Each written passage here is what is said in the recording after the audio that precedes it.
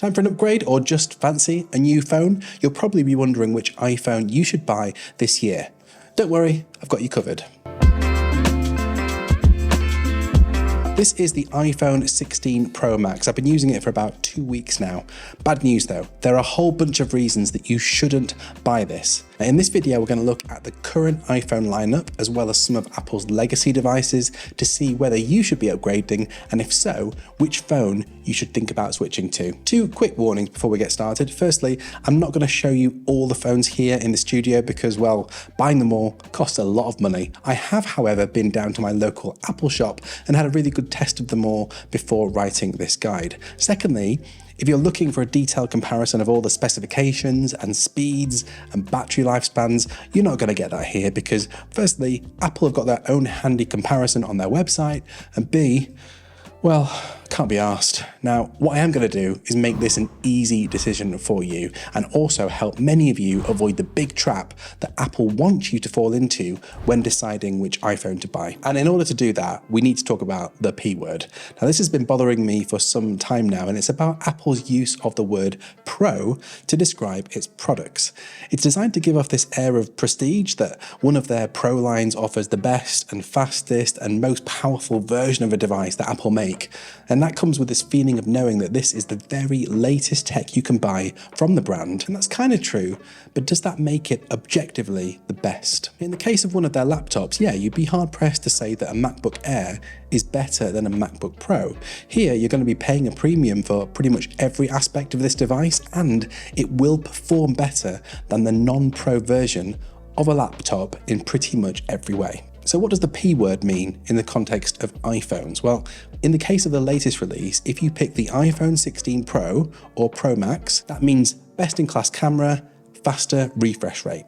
Now, there are a few other small details which we'll get to, but those are the main things that I think most people will care about. Now, is that a good reason to pay nearly 40% more than the non-Pro device? Well, it depends on your use case. Now, speaking of cases, before we go any further, I want to say a big thank you to this video sponsor, Magback. If you've been watching the channel for a while now, you know I'm a big fan of their products and I have been using them for years. Now, if you're about to drop upwards of $1,000 on a new phone, you should definitely be thinking about protection, and Magback's new Elite case is my current pick. Now, the main thing that Magback are known for are their magnets on the back. See what they did there? And this means you can still keep a nice slim form factor on your new phone, but also stick your device to pretty much any magnetic surface. So if you're watching some content, following a workout, or an online recipe tutorial, you're all good. And if you haven't got a magnetic surface, not to worry, each case comes with these magnetic strips, so you can create one, whether it's in the car, on your desk, or wherever you like. Now, the new case has a bunch of unique features that I've not seen before. Firstly, there's a kickstand and a finger loop, which doesn't affect your wireless charging. Secondly, each case includes a screen protector. There's also a little pillow for your pinky finger. And then best of all, they have these telescoping magnets now. They automatically poke out as you get closer to a magnetic surface, a bit like Wolverine's claws, and they help you stick your device to uneven surfaces like gates or vents. And they're really strong too, up to 3 times the strength of Magback's standard cases. Just check them out in my link below or using this code over here, and yeah, thank me later. As I see it, you should only be looking at buying Apple's latest Pro Series iPhone if you can tick one of the following boxes. Maybe you're a professional content creator and you want Apple's very best optics for video and photo. Maybe you're the kind of creator that posts on TikTok and Instagram and you just want to be able to quickly make content that looks great. And the new iPhone Pro models come with the ability to record in ProRes as well as recording 4K video in super slow motion. Although watch out, because both of those options will eat your storage faster than Tim Cook can say, "The most advanced iPhone we've ever made." And actually, audio too. The latest iPhone Pro models have this thing called Audio Mix, which uses machine learning to control how much of your voice gets heard when you're capturing video. Sorry. The standard iPhone 16 has that audio feature too.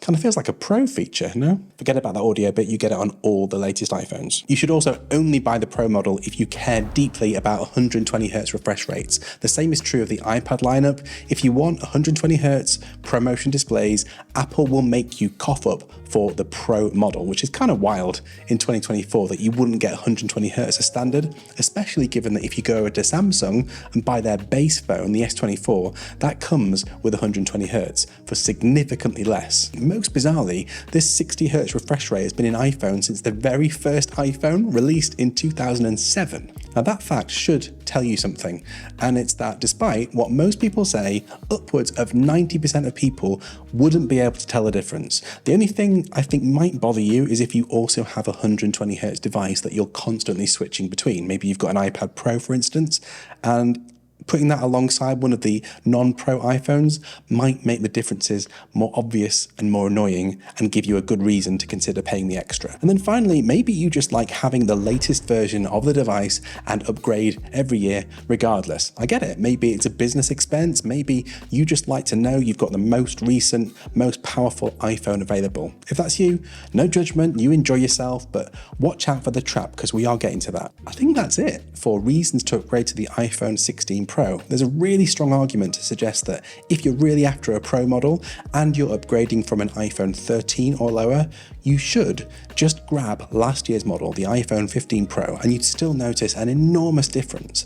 The iPhone 15 Pro comes with an amazing ProMotion display, the action button, the new lighter titanium case, USB-C, an amazing camera system, up to 1 terabyte of storage, plus we know it'll be compatible with Apple Intelligence whenever it comes. In fact, there's really not much difference between the iPhone 16 Pro and the iPhone 15 Pro at all. I had to really dig through the spec sheets to figure out why on earth you would upgrade to the iPhone 16 Pro if you've got the 15 Pro. And my conclusion was, you probably shouldn't. Literally, the only differences I could find was that the latest iPhone 16 Pro has a slightly better battery.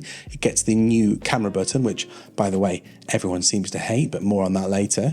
You get 0.2 of an inch bigger display on the Pro Max model, Dolby Vision up to 4K at 120 frames per second. The 15 Pro does this speed, but only at 1080p, by the way.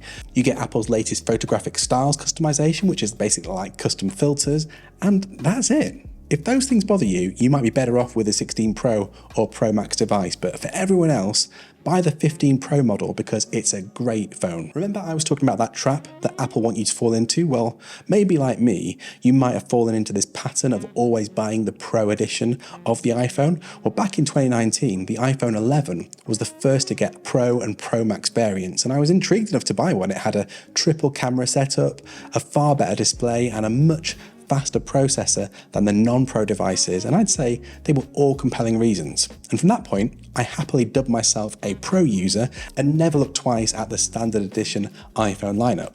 Apple had me by the balls, psychologically and financially speaking. And come on, who's going to downgrade themselves after promoting themselves to being a Pro user after all these years? And that little trap meant I always bought the most expensive device they had available at the time without ever stopping to think about what was best for my use case. With that in mind, let's take a look at the iPhone 16 and 16 Plus. Now, these phones were probably the biggest surprise of the year when it came to new releases, and partly because it felt like Apple took all the things that made last year's iPhone 15 Pro great and put most of them into these devices. So along with this array of funky colors, you get the new action button, which you can program to do almost anything, the capability to run Apple Intelligence, USB-C, Face ID, MagSafe fast charging, a super bright, super contrasty display, and almost the same camera system as the Pro phones. The only thing you'll miss out on here is the mega telephoto zoom lens, which is exclusive to the Pro models. And the iPhone 16 and 16 Plus even include Apple's new camera button, which apparently